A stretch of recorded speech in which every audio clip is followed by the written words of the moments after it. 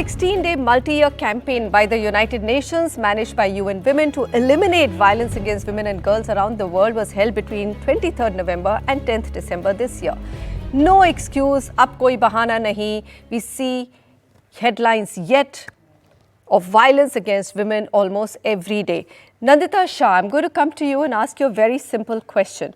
Gender biases, despite all the progress in the most developed countries of the world, any report that you see, gender biases are shrinking at an extremely slow pace. And we are talking about changing the mindset in every home, which is actually a phenomenal idea. I 100% agree with it. I don't think my child or my son will ever do anything which is remotely disrespectful to a woman. But in the interim period, while that mind shift is happening, what do we do? Give us 3 big solutions, because that's all that we have time for. I feel one big solution would be, we just have one day, like in Iceland and all, they have one day strike, all women strike for domestic work. We say one day, all men just be at home after 7. And you see how every woman will feel safe on the street. So we are saying that we have to come up with something as big, like as a campaign like that, for people to realize what it is that women are not being able to claim the city. They're not able to enjoy the city. That's one. The second, I feel, is really today men are ready to be part of the solution.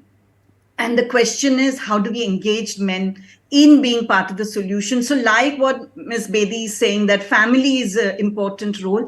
I think men, as individual men, taking stand on some of these issues is an important area. We say that even galis are all the beginning of disrespect to women, and how many men and even today how many women say it with such ease. And this is the continuum we are saying. We are saying disrespect doesn't just start at the level of rape. It starts much earlier, and how do we stop that? And our movies and our films, as you've highlighted in some of your campaigns, Nandita Shah. No, so the film is just reinforcing, the sexism and objectification.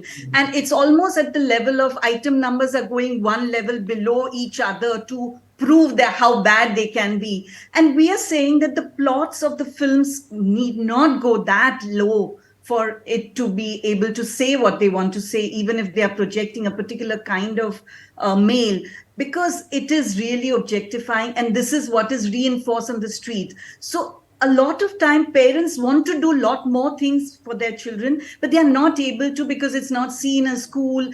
Parents see that, and the young generation feels a very big age gap and generation gap with their parents. So I think the communication between parents and children really need to be increased. And that is not there today. And that is what we are trying to do in our work. We are trying to say, let's empower girls to assert themselves, learn to say yes and no when they want to say, but let's prepare boys to hear a no. Ms. Bedi, I know that you were going to come to the police system, the deterrence.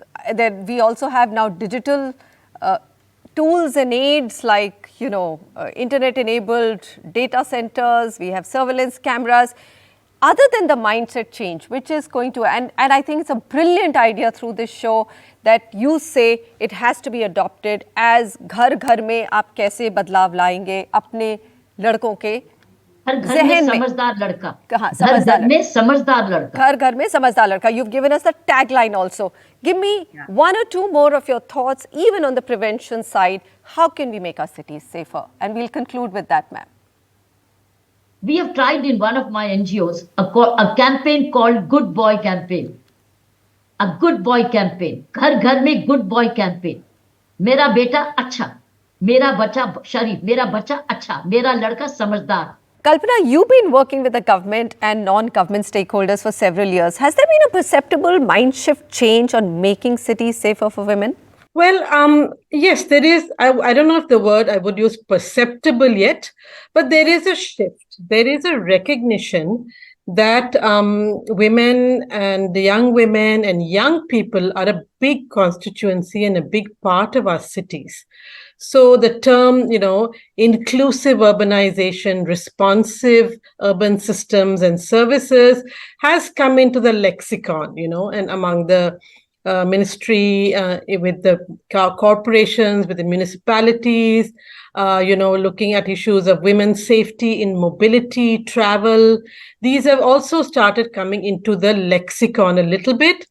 They are responsive when data is presented to them. Certainly when there's good data being presented, they are open to the issue. And now we have big players who are presenting data about the level of inequality and discrimination, whether it's World Bank, whether it's UN, whether it's ORF, which is all showing that across Indian cities, there is lack of services that are designed for the needs of women, girls, and others. And I think we have made the first few steps on the journey. I would say that much.